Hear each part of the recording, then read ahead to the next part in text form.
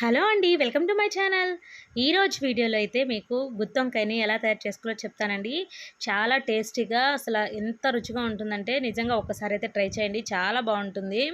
So దీనికైతే ముందుగా నేను పల్లీలైతే కొద్దిగా తీసి వేయించేసుకొని ఇక మిక్సీ జార్‌లో పేస్ట్ అయితే చేసేసుకోవాలండి. ఇందులోనే కొద్దిగా చూడండి ఆనియన్ అయితే హాఫ్ కట్ చేశాను. అలాగే కొద్దిగా తెల్లగడ్డలు, ఇక టమోటాలు, ఇక ఏం మసాలా అయితే వేయట్లేదండి. ఇక కారం అవన్నీ తర్వాత అయితే వేసుకుంటాము. ఇవన్నీ కూడా మిక్సీలో మనం పేస్ట్ లాగా అయితే తయారు చేసుకోవాలి. గుత్తొంకాయలో మనం మసాలా పెట్టాలి కాబట్టి ఇదనమాట. సో చూడండి మెత్తగా ఇవి పేస్ట్ అయితే అయిపోయిన తర్వాత ఇప్పుడు ఇందులోకే నేను ధనియాల పొడి, కారము, అలాగే పసుపు ఈ మూడింటిని కూడా అయితే ఇందులో వేసేసుకొని మనం పేస్ట్ లాగా అయితే కలిపేసుకోవాలన్నమాట. అంటే ఒక్కసారి మిక్సీలో ఒక రౌండ్ వేసుకుంటే అయితే సరిపోతుంది. మనకు అదంతా పేస్ట్ లాగా అయితే రెడీ అయిపోతుంది. ఇప్పుడు చూడండి వంకాయలను అయితే సాల్ట్ వాటర్లో అయితే వేసేసుకోవాలి. ఎందుకంటే వంకాయలు కోసిన తర్వాత చేదుగా అయిపోతాయన్నమాట. సో సాల్ట్ వాటర్లో వేయడం వల్ల అట్లా ఏం అవ్వదు, బాగుంటాయి ఫ్రెష్గా. సో వంకాయలు అయితే నేను ఇక్కడ ఒక 1/4 కేజీ వరకు తీసుకున్నాను. ఇక ఇక్కడ మనకు మసాలా పేస్ట్ కూడా రెడీ అయిపోయింది కాబట్టి వంకాయలలో ఇలా మధ్యలో మనమైతే కోసేసుకోవాలండి. అటు ఇటుగా చూసారు కదా, ఇలాగైతే కట్ చేసేసుకోవాలా. కట్ చేసేసుకొని వాటర్లోనే వేసేసుకోవాలండి, సాల్ట్ వాటర్లోనే. సో మొత్తానికి అన్నీ అయితే కట్ చేసేసుకున్నాను. అసలు మీకు ఒక విషయం చెప్పాలి, గుత్తొంకాయ నా ఫేవరెట్ అండి. ఇంట్లో ఎవరు తినరు కానీ ఈ గుత్తొంకాయని మనం కరెక్ట్గా కొలతలు పెట్టి చేసుకున్నామంటే టేస్ట్ అనేది చాలా బాగుంటుంది. మనకు బిర్యానీలో కూడా అలాగే ఎక్కువ ఫంక్షన్స్లలో చేస్తూ ఉంటారు కదా, చాలా రుచిగా ఉంటుందన్నమాట. సో ఇవన్నీ కట్ చేసేసుకున్నాక ఈ మసాలానైతే ఇప్పుడు వీటి మధ్యలో అయితే పెట్టేసుకోవాలి. చూడండి ఎలా పెడుతున్నాను, అలా అయితే పెట్టేసుకోవాలన్నమాట. అన్ని వంకాయలలో ఇలా పెట్టేసుకున్నామంటే మనకు వంకాయ మొత్తం కూడా ఉడికేటప్పుడు మసాలా పడుతుంది, అలాగే చాలా టేస్ట్గా కూడా ఉంటుంది.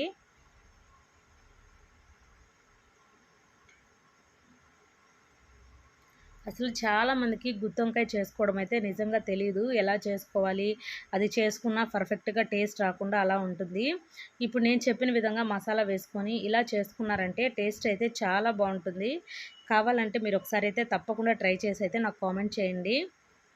సో వీటన్నిటిలో ఇలా మసాలా పెట్టేసుకున్నాం కదా, ఇప్పుడు ఇంకా కూడా కొద్దిగా మసాలా అనేది మిగిలిందనమాట. ఇప్పుడు దీన్ని మనం ఆయిల్లోనే ఫ్రై చేసేసుకుంటాము. ఇక ఇవన్నీ తీసుకొని అయితే ఆయిల్లో ఫ్రై చేసేసుకోవాలండి. ఇక్కడ మనకు ఇంకా గుత్తొంకాయలోకి మసాలా రెడీ అయిపోయింది. అలాగే ఇక్కడ టమోటాలు అయితే నేను ఒక టమోటాని అలా చిన్న చిన్న ముక్కలుగా కట్ చేసేసుకున్నాను. అలాగే హాఫ్ ఆనియన్ ఇందాక మిగిలింది కదా, దాన్ని కూడా కట్ చేసేసుకున్నాను.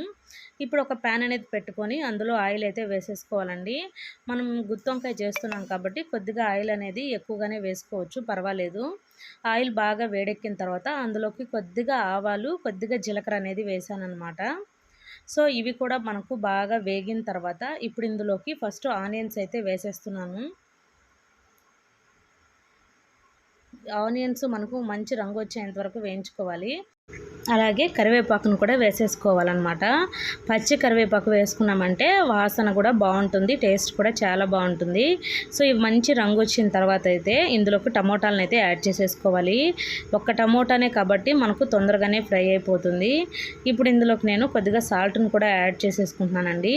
ఇవి టమోటా మనకు కొద్దిగా వాడితే సరిపోతుంది, ఎక్కువగా ఫ్రై అవసరం లేదు.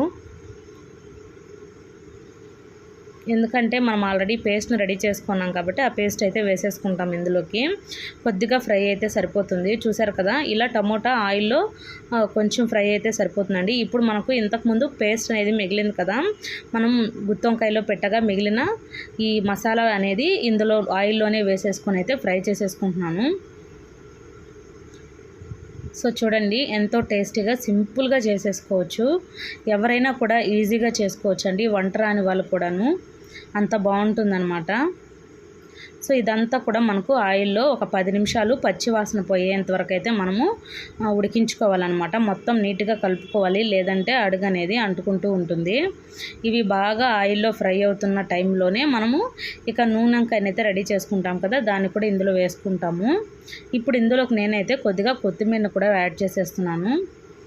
ఇవన్నీ యాడ్ చేసేసుకొని ఇంకొంచెంసేపు అయితే మనకు పచ్చివాసన పోయేంత వరకు అయితే కుక్ చేసుకుంటూ ఉండాలా.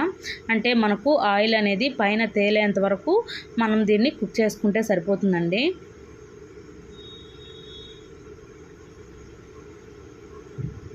మనం ఆల్రెడీ వంకాయలో మసాలా పెట్టాం కాబట్టి ఇది అది మొత్తం కూడా సరిపోతుందన్నమాట.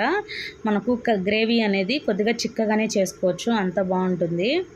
సో చూసారు కదా, మనకు ఆల్మోస్ట్ ఇక్కడ 50% వరకు ఇది కుక్ అయిపోయింది అనమాట. అంటే బాగా పచ్చివాసన పోయేంత వరకు అయితే మనం చెప్పాను కదా, అలాగా స్మెల్ అయితే బాగా పోయిందనమాట. ఇప్పుడు ఇందులోకి నేను ఈ గుత్తి వంకాయలలో పెట్టుకున్నాం కదా మసాలా, సో ఇవైతే వేసేస్తున్నాను. ఇవన్నీ వేసేసి అయితే ఆయిల్లోనే ఒక 10 నిమిషాలు అయితే కుక్ చేసుకోవాలండి. మనం వంకాయలు వేసినప్పుడు కొద్దిగా సాల్ట్ అనేది వేసుకోవాలి. ఇంతకుముందు చెప్పిన విధంగానే అవి చేదనేది రాకుండా ఉంటుంది. సో ఇవన్నీ కూడా మొత్తం ఆయిల్లోనే బాగా కుక్ చేసుకోవాలా. మసాలా అంతా కూడా అన్న ఆయిల్కి అలాగే వంకాయలకి పట్టేలాగైతే నీట్గా మిక్స్ చేసేసుకోవాలన్నమాట. ఆల్రెడీ మనం వంకాయలలో మసాలా పెట్టాం కాబట్టి చూసారు కదా, ఇక్కడ వాడుతున్నట్టు మీకు కనిపిస్తుంది కదా. ఇలా అయ్యేంత వరకు అయితే మనము ఆయిల్లోనే బాగా కుక్ చేసుకోవాలండి. 50% మనకు ఇవి ఆయిల్లోనే కుక్ అయిపోతాయి అన్నమాట. అందుకే దీన్ని గుత్తి వంకాయ అంటారు, లేదంటే నూనె వంకాయ అని కూడా అంటారు మా సైడ్ అయితే. సో మొత్తం ఇలా కుక్ అయ్యే టైంలోనే మనం ఇందులోకి అయితే వాటర్ని యాడ్ చేసుకోవాలి. నేనైతే నార్మల్ వాటర్ని అయితే యాడ్ చేస్తున్నాను. సో నార్మల్ వాటర్, ఒక గ్లాస్ వాటర్ అయితే యాడ్ చేసుకొని బాగా కలిపేసుకోవాలి. అలాగే మనకు పులుసుకి ఇవి బాగా ఉడకాలి కాబట్టి వాటర్ అనేది ఇంకొద్దిగానే కూడా యాడ్ చేసుకోవచ్చండి. ఎందుకంటే వంకాయ మనకు ఇంకా బాగా కుక్ అవ్వాలి కాబట్టి మనం మసాలా వాటర్ ఏదైనా ఉంటే కూడా అవన్నీ ఇందులో వేసేసుకోవచ్చు అనమాట. వేసేసుకొని ఉప్పు సరిపోయిందా లేదా చూసుకొని, ఒకవేళ ఉప్పు సరిపోకపోతే కొద్దిగా సాల్ట్ అనేది వేసేసుకోవచ్చు. సో ఇవన్నీ వేసుకున్న తర్వాత ఇక మీడియం ఫ్లేమ్లోనే కుక్ చేసుకోవాలండి. ఇక ఫైనల్గా మనకైతే గుత్తి వంకాయ అయితే రెడీ అయిపోయింది. చాలా టేస్టీగా కర్రీ అనేది ఉంటుందండి. వీడియోని లైక్ చేయండి, ఛానల్ని అయితే సబ్స్క్రైబ్ చేసుకోండి.